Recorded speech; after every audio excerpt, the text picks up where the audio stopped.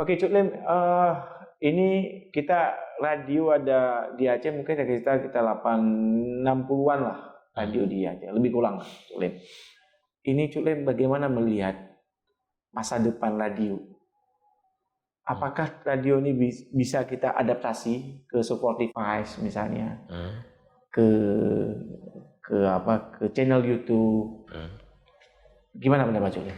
Nggak perlu lagi. Nggak perlu lagi, Cuk Lim. Karena begini, saya 2017 ada bikin survei kecil-kecilan atas nama radio sendiri, kerjasama dengan mahasiswa KKN, dan belum pernah dilakukan di Indonesia saya bikin. Saya punya data akurat daripada ASEAN Nielsen, lebih akurat data saya. Saya kerjasama dengan mahasiswa KKN di Aceh besar, masuk 60 desa. Per desa ada mahasiswa 5 orang. Saya kasih angket, radio apa yang Anda dengar, kapan dan program apa, dan usia Anda berapa. Satu kampung masuk 10 rumah. Rumah berbeda, rumah kaya sampai miskin, ada 10 rumah beda-beda strata ekonominya, latar belakangnya. Coba kali 60 desa, sudah terjawab bahwa 95% pendengar radio sekarang orang tua. Di usia berapa, Cuk Lim? 40 ke atas. 40 ke atas, Lim. Itu tahun 2017 ya? 2017, sudah begitu. Oke, 5 tahun yang lalu. Ya, apalagi sekarang. Anak muda, mahasiswa ke bawah, nggak dengar radio lagi dia. Mau di HP kayak nggak ada lagi. Hari-hari mereka sibuk dengan TikTok, WA, Instagram, Facebook. Nggak ada lagi. Mau dengar lagu lebih enak pakai ini dah di internet. Lagu terbaru nggak dipotong-potong dengan penyiar yang ngomong. Mau kirim salam, kan udah pakai WA. Bisa chatting, "Hai guys." Sekarang tuh orang tua, ketika posisi orang tua hari ini perlu diakalin, nggak perlu lagi. Digital pun tak perlu. Biarlah FM-nya berada untuk orang tua. Memang radio tinggal jatah untuk orang tua, spesifik orang tua, Mas. Seluruh Indonesia. Ya, karakternya sama lah. Kalau ada pun yang umur lebih muda sedikit, 30-40, itu di mobil, orang pergi kantoran. Benar. Nah, ketika kondisi lagi seperti mau diapakan radio, nggak ada urusan lagi Spotify anak muda.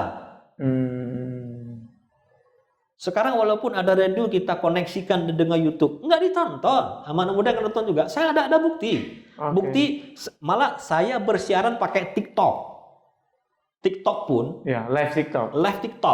Mereka marah. Siaran radio Cuk Lim, pingin mereka saya ngomong, dia ngomong jangan layani radio. Radio kan sedang putar lagu, ngomong Cuk Lim nyanyi Cuk Lim.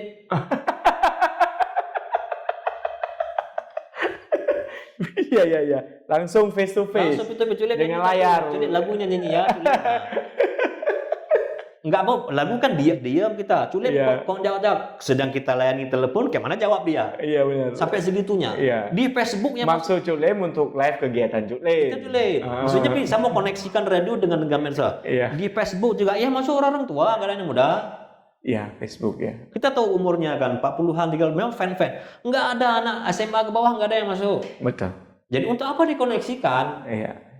Saya kan coba, saya nggak ada, jadi nggak ada arti lagi. Ini Cuk Lim yang selaku pelaku radio, yang ya memang Cuk Lim berdiri radio jelas, basicnya untuk niat untuk syiar, bukan untuk. Tapi secara model bisnis udah nggak masuk Cuk Lim. Gimana?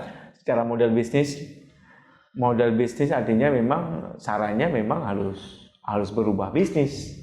Nggak bisa lagi. Bisnis radionya. Radio nggak bisa dibilang bisnis lagi sekarang. Jakarta aja nggak pegang. Yang biro iklan di samping dia. Apalagi di daerah. Betul. Nggak ada. Karena persentase kue iklan itu, ya kan, dari swasta itu radio terkecil. Terkecil di Indonesia dari semua platform penyiaran ataupun digital. Radio terkecil sekarang. Oke, kita di yang daerah berharap dari pemerintah dari swasta sudah nggak ada. Kita berharap dari pemerintah di daerah juga. Pemerintah pun gila. Kenapa saya katakan gila? radio tidak menjadi prioritas pemerintah di Aceh. Pemerintah Aceh tidak menjadikan radio prioritas untuk menyampaikan sosialisasinya. Oke, iklannya. Semua ke baliho, semua ke videotron, semua masuk ke koran-koran online yang nggak jelas. Iya. Online yang terbebas mendung tuh yang ngemotek COVID, radio terkecil depan. Iklan COVID. Ya, yang paling banyak uang negara itu waktu COVID, ke iklan COVID. Oke. Tapi 99% lari ke baliho, lari ke stiker, lari ke spanduk, lari ke pamflet, lari ke media online, koran-koran online. Radio payah tam KO, payah tam KO radio. Itu Pemda. Payah tam pakai. Jadi bagaimana dikatakan bisnis? Iya. Udah di pusat udah nggak ada lagi. Udah yang lucunya begini. Di daerah juga. Anggaran APBN pun, iklan APBN pun milik negara, milik pemerintah itu bukan langsung dikasih ke asosiasi radio seperti dulu. Oh, dulu ke asosiasi? Asosiasi dulu. Baru kemudian bagi-bagi ya? Nah, sekarang dikasihnya ke PH, dikasihnya ke biro iklan. Biro iklan salurkan lagi. Kenapa? Kalau dikasih biro iklan, kita dipotong-potong terus. Oke, nggak langsung lah. Biro iklan itu kalau bisa kita nggak usah dibayar. Kalau bisa udah, itu lama juga 6 bulan baru dibayar. Ya uang pemerintah udah ambil. Itu rahasia biro iklan. Nggak langsung dibayar, ditahan-tahan punya kita. Kalau perlu standar kita 200 per spot, 30 bisa. Ya kita mau tak mau terimalah daripada mati itu. Nggak ada alternatif. Pemerintah pun udah kasih. Kalau dulu nggak biro iklan. Pemerintah Kominfo langsung ke PRSNI. Iklan bersama. Jadi gede dapat, nggak ada yang potong. Nah, coba bagaimana nasib radio sekarang? Iya. Tapi nasib televisi masih lumayan. Kenapa? Televisi masih lumayan penontonnya dibanding radio. Kenapa? Karena dia berbentuk visual, masih diunggulkan. Radio kan non visual. Ya, audio. Jadi kenapa orang tua 50 tahun ke atas suka dengan radio, mereka nggak suka visual. Hai gaduk ke TV, hai geduknya mengatakan dia mentangnya, gedengnya. Itu orang tua. Begitu karakternya. Iya. Saya kan sudah tua ini. Iya. Saya sendiri dengar radio sampai tidur. Ada jam tertentu tidur. Hai gaduk ke TV.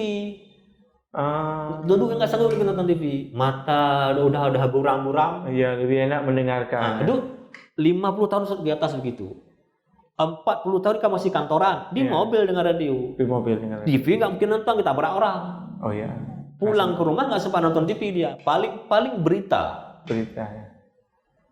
Atau sambil makan. Ya. Lagu nggak ada lagi. Yang putar radio, putaran anak muda itu rugi semua. Iya. Nah, bicara bisnis. Kondisi radio di Aceh sekarang, bahkan saya seluruh Indonesia selain di ibu kota, ukuran gaji hidup itu. Sekarang kenapa 60 sekian masih hidup? Ini karena gengsi. Kenapa? Karena yang direktur radionya mantan penyiar karena hobi. Lebih kepada itu. Bukan bisnis, apa yang temong? Iya. Ada radio satu pun nggak ada iklan. Tapi masih hidup. Dari mana dia nggak ada penyiar? Iya. Radio hidup nggak ada penyiar. Dia sendiri yang direktur jadi penyiar, merangkap jadi penyiar. Radio hidup. Sinyalnya kecil, ngempu bel listrik. Iya, benar. Jadi bagaimana dikatakan bisnis? Bagaimana kan kita katakan industri? Iya. Kalau pemerintah pusat tahu itu, tak akan pernah punya program untuk bikin digitalisasi. Beban kami lagi beli mancar. Udah IPP nggak sanggup bayar. Sebentar, Cuk Lim. Ini saya baru dengar nih. Di digitalisasi radio kapan dikampanyekan nih? Tahun ini? Kan sudah rapat kemarin, dikirim surat. Ada rapat Zoom. Oh, saya nggak dapat. Bisa digitalisasi radio? Oh ya. Apa konsep pemerintah nih? Saya nggak ikut. Oh, Cule nggak ikut. Nanti daripada saya maki-maki situ. Saya kan saksi hidup dari awal. Dari pertama KPI. Dari masa ke masa. Masa Kominfo pertama udah bertengkar sama menteri. Dari masa ke masa. Udah saya bilang KPI anak yang tidak diharapkan lahir. Iya. Nanti kalau saya masuk, saya bilang saya senior KPI ya. Nanti kalian tahu menteri baru tahu apa kalian? Telepon dulu Sofyan Jalil, telepon Tifatul Sembiring tanya dulu, kami bertengkar dulu. Iya. Kalau KPI telepon dulu Adi Armando, kami sama-sama bahas P3SP sama Adi Armando dulu. Adi Armando dulu. Coba. Iya. Oke, menurut Cuk Lim, ini pemerintah lagi jalan ASU. Mimpi pemerintah sebenarnya jernih-jernihan itu biar ada ruang kosong, frekuensi yang kosong dan dipakai untuk 5G. Apa pendapat Cuk Lim? Dipakai untuk 5G, 5G. Dari kita sekarang 4G, Iya. kan. Kemudian dengan berubah ke digital, pasti kan ada ruang-ruang yang kosong nih, ruang frekuensi. Ruang frekuensi di udara kan jadi kosong, jadi analog sudah. Jadi kalau gitu dianggap radio ini jadi kendala. Ini ke televisi, Cuk Lim. Jelas televisi jadi kendala kan? Kayaknya sih gitu. Ya, kendala sehingga kurangnya ruang itu kan? Iya. Enggak usah penting pemerintah, enggak jadi gila nanti 20 tahun enggak nonton TV lagi orang. Tutup diri. Kok sibuk? Tanpa harus migrasi digital. Enggak ada nonton lagi nanti. Makin sehari enggak ada manusia yang duduk depan TV lagi udah sibuk. Iya. Masa pemerintah Jakarta yang ahli-ahli enggak sampai antena ke sana? Iya, benar tuh. 10 tahun ke depan, 20 tahun orang udah sibuk hana watele. Ini udah le TV rumah orang hana nonton le. Iya. Anak-anak 24 jam di kamar pakai HP. Saya sibuk sendiri juga di sana juga pakai internet. Istri saya pergi mengajar sekolah di sekolah juga buka internet. Pulang ke rumah nggak cepet TV duduk anak hantan pernah dibuka lagi semua rumah kayak gitu. Ayo. Pagi-pagi nggak sempat lagi buka TV, ibu habis makan takut macet di jalan. Iya. Biasanya dulu berangkat jam 7 nyopoh 6 baru berangkat. Nggak sempat nonton TV. Iya, benar. Ini sekarang 10 tahun lagi udah bisa jual TV nggak ada nonton lagi. Nonton TV di sini. Ya. Di HP. Nonton TV dengan gaya baru. Nah, ditambah lagi enak di HP. Tanya, kenapa nggak nonton TV? Enak di HP. Ada siaran-siaran tunda kan bisa ulang. Oh iya, benar. Itu sama istri tanya, Umi nggak nonton lagi. Ngapain nonton situ kan bisa di HP. Ada film-film Turki kan bisa ulang lagi yang kemarin bisa nonton. Sana harus nunggu kita. Ayo. Nunggu bener. Bener. Jadi sebenarnya makanya saya merasa heran. Kenapa sih kok getol kali memaksa pemerintah ini? Iya. Kenapa nggak ke depan dipilih? Ini kan akhirnya kan arang habis besi binasa. Jadi besi tua ini. Kabel pencar baru gini nih. Kalau alasannya apakah katanya televisi jadi gangguan? Enggak. Satu lagi begini, ada alasan begini, supaya nanti karena kita frekuensi di Banda Aceh cuma 12, kalau sistem digitalisasi ada channel bisa tambahan, ya. Enggak ada yang masuk. Ya, menurut Cuk Lim berarti misalnya digitalisasi ini, menurut Cuk Lim akan hadir karena kanal baru televisi atau malah ya? Enggak ada. Yang lama mau tutup. Mau tutup. Iya. Yang sudah existing harus mikir 2 kali, apalagi yang baru. Karena ada 38 kanal kosong pasca migrasi ini, Cuk Lim. Buktinya begini. Coba tanya sama orang televisi. Sekali-sekali lah orang Kominfo survei lah ke televisi. Iya. Sebesar berapa sih kalian mengharapkan uang masuk dari YouTube yang kalian buka YouTube televisi? Mereka sudah berharap di situ sekarang. Pemasukannya, pendapatannya. Iya. Dari monetisnya YouTube. Iya. Lebih enak uang di situ. Kenapa? Kenapa demikian? Karena hari ini misalnya sebuah televisi Trans 7 ada program ini talk show. Pemeran utamanya Sule dengan Adi Tulani. Mereka sudah bikin TV sendiri. Iya. Udah bikin channel sendiri. Channel sendiri. Channel sendiri. Oke. Kata Sule biasanya kalau masuk Trans 7 sekali satu jam bayar berapa 30 juta. Boleh 300. Nggak sanggup TV. Toh ini talk show jualan mereka ke YouTube juga. Yeah. Iklan sudah mulai kurang, kenapa? Mendingan gua pasang ke Sule aja. Iya. Yang iklan dulu masuk ke acara yang talk show udah masuk ke Sule sekarang. Toh yang kekuatannya bukan Trans TV dari Sule. Iya. Itu pening TV sekarang. Pemerintah tahu nggak? Iya. Orang TV mengharapkan dari YouTube lah sekarang. Iya, benar. Enggak di media, salah satu media besar sini juga begitu. Jadi ruang redaksinya itu 60% sampai 70% dia kuasai oleh online. Ya. Yang salah satu media yang besar di Aceh lah. Ya. Jadi kalau alasan dibilang untuk penakan 5G, oke, silakan. Karena memang akan mengarah ke sana teknologi nanti kan. Kecepatan internet. Tapi kalau alasannya supaya karena keterbatasan frekuensi, kalau kita bikin digital misalnya 48 WB ada channel 1, 2, 3, 4, nggak ada yang masuk. Ya peluang baru ini juga nggak ada yang masuk ya, karena tidak. Karena bikin nggak mampu orang pikir bikin TV sekarang. Iya benar. Okay. Saya mau bikin TV, tapi TV YouTube. Iya. Ada beberapa izin nggak perlu. Iya. Tinggal bikin studio jadi. Tinggal produksi, posting. Nggak ada IPP, nggak ada teguran. Iya. Ayo. Nggak ada teguran. Habis itu konten suka-suka. Masuk duit nih kan? Suka-suka. Ya, Cuk Lem, ini menurut Cuk Lem sebagai seniman, bagaimana kita mengangkat narasi keacehan melalui seni-seni audio atau audiovisual, artinya diaspora, diaspora keacehan lah ke dunia luar, artinya dengan kemudahan media ya, kemudahan kanal dan kanal YouTube khususnya, dan itu apa yang harus dipersiapkan anak-anak muda sekarang? Tentu memang ini harus ada keterlibatan pemerintah sebenarnya dalam hal ini. Di Aceh ada 3 fungsi sebenarnya. Fungsi pembinaan, fungsi pengawasan, dan fungsi dorongan. Dorongan dari segi modal dan finansial, pengawasan menyangkut culture dan juga agama. Yang ketiga, apa namanya tadi? Pengawasan, dorongan finansial, pengawasan. Yang satu lagi intelijensi, pembinaan intelijensi. Kenapa harus saya katakan? Kita mengharapkan YouTuber kita intelijensinya kuat. Nah, dia bisa melihat sesuatu di belakang tembok. Jangan apa yang ada. Contoh. Sampai hari ini belum lahir lagu terbaru sekualitas Bungong Jempa dan Bungong Selanga.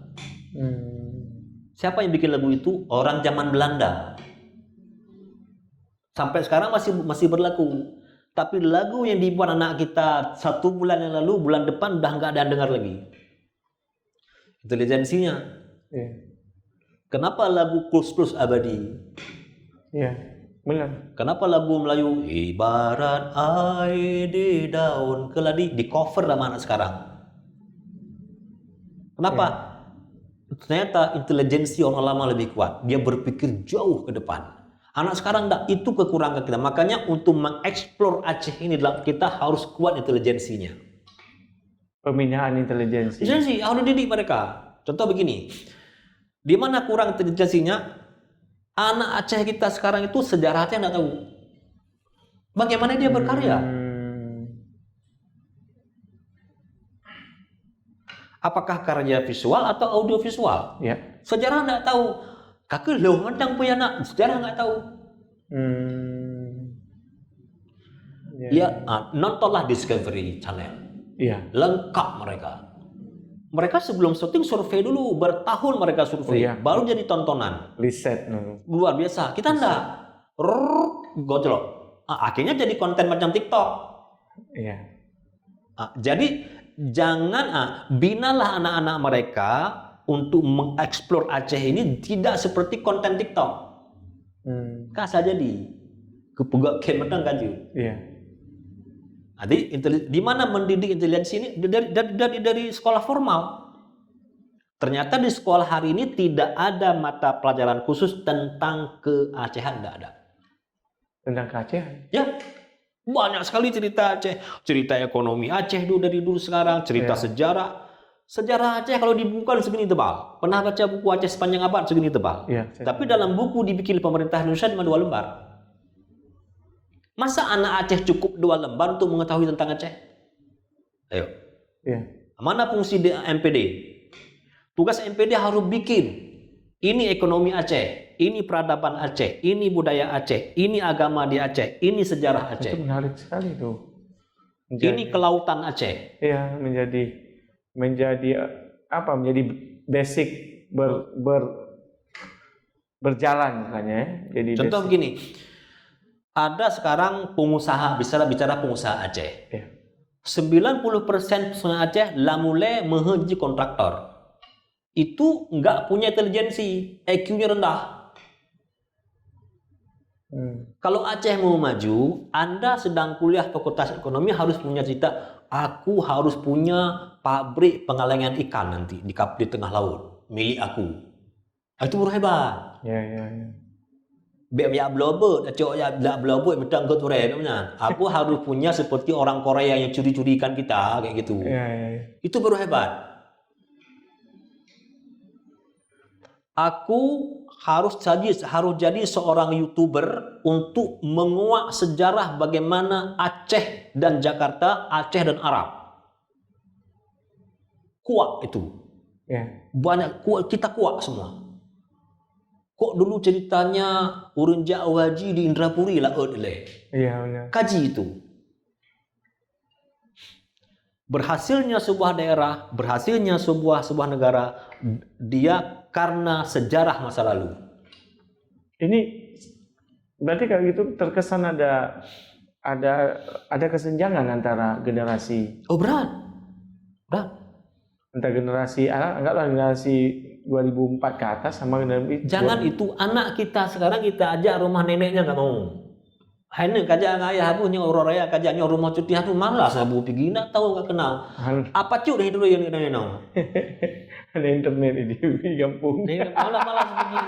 Kajak rumah apa cuy? Ada Rawari ini tu lihat kajak anu orang meninggal apa. Alang tak apa pergi abu pergi aja. Ada tau.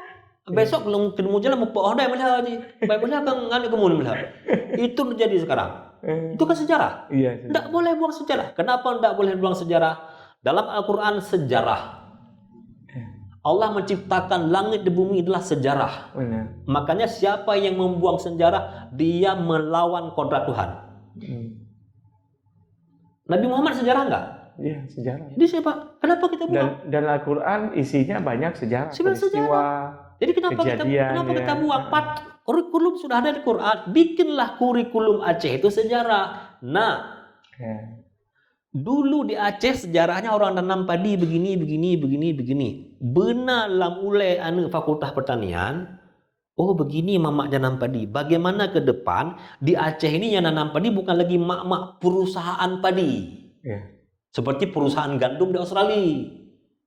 Kalau padi-padi, padenya hanya kebut. Australia itu gandum satu merek. Tanah diambil oleh perusahaan disewa semua, kerjasama dengan pemilik tanah, dan duduk mencari rumah dan AC. Padi seragam bisa ekspor. Iya. Satu kualitas. Produktivitasnya seragam benar. Setuju. Iya Cuk Lim. Menarik sekali Cuk Lim. Dari penyiaran sampai ke ekonomi. Ekonomi pertanian lagi. Iya. Tidak pernah cerita kayak gitu. Iya. Oke Cuk Lim. Ini saya dengar Cuk Lim mau berjuang ke Senayan. Insya Allah. Ya mudah-mudahan lah ya. Yang penting ikhtiar Cuk Lim ya. Ikhtiar. Emang masih ada waktu. Hingga 2024 nanti Cuk Lim ya. Ini perjuangan terakhir. Perjuangan terakhir Cuk Lim. Usia saya sudah 55 tahun. 55 tahun masih ada ya 2 periode lagi lah Cuk Lim. Badat. Sesuai dengan kondisi. Jadi masih sanggup keliling aja Cuk Lim nih. Insyaallah. Iya. Apa mimpi terbesar ke Senayan nanti? Ya, sesuai dengan kapasitas DPD. Saya ada satu program yang sudah bertumpuk di kepala saya. Yang belum pernah lewat melalui partai.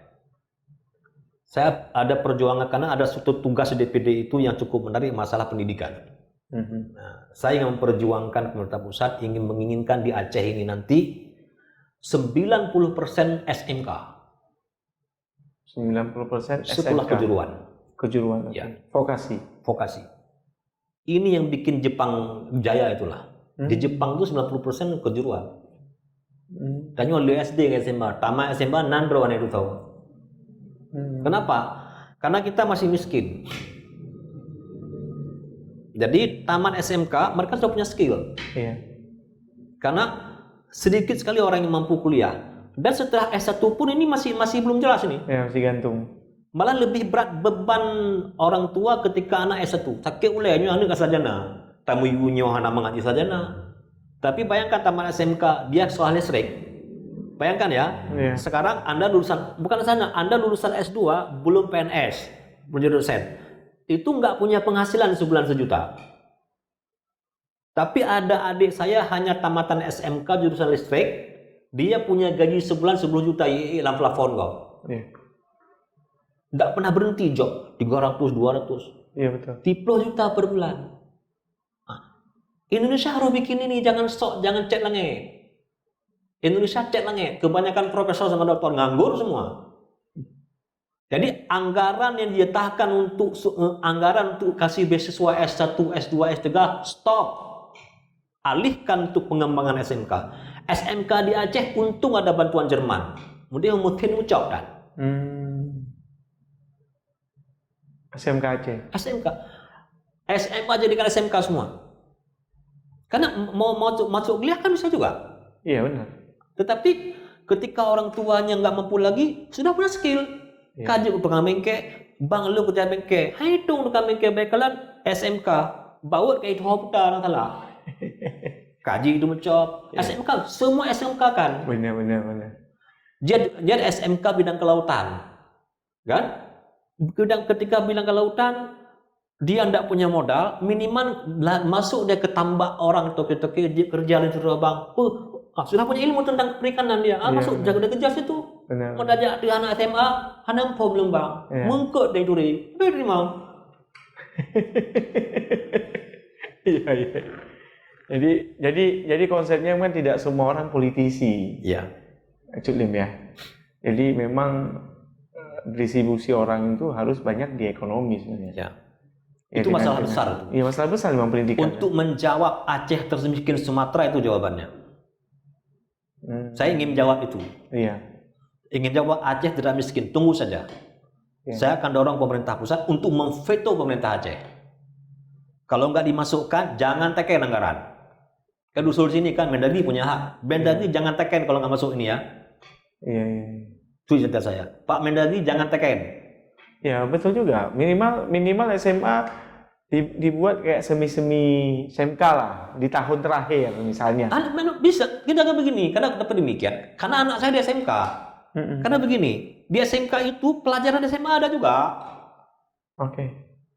SMK ada juga. Kenapa nggak di SMK kan sekarang? Terus saja sekalian. Toh ketika selesai nanti rata-rata di Aceh ini 100% lulusan SMA itu yang sanggup kuliah hanya 20%. Sisanya bekerja. Sisanya yang bekerja, ada yang nggak kerja, nggak sanggup orang tua. Iya benar. Tamat SMA paling-paling kerja di kafe. Benar. Jualan pulsa, kerja sama orang. Karena nggak ada kemampuan apa-apa. Nggak ada skill, benar. Tapi kalau sudah lulus SMK, anak perempuan kaji itu menjawab. Ibu di rumah aja itu menjawab, kenapa? Sudah membantu orang tua. Oke. SMA anak pun masih ayah dapat. Baik. Kira-kira Cuk Lim, ini sebagai penutup mungkin, apa yang harus dipelajari anak muda untuk membantu negara? Untuk berkontribusi dalam perubahan dari zaman ke zaman untuk negara, untuk pemerintahan. Tapi bisa teman-teman muda pelajari. Yang pertama, anak muda kita sekarang itu harus dia menyadari kita tinggal di mana. Di negara Republik Indonesia dan bukan negara maju. Jadi berkaryalah walau sesederhana mungkin. Ya. Okay. Jangan terlena dengan yang tidak beruntung. Contoh mana?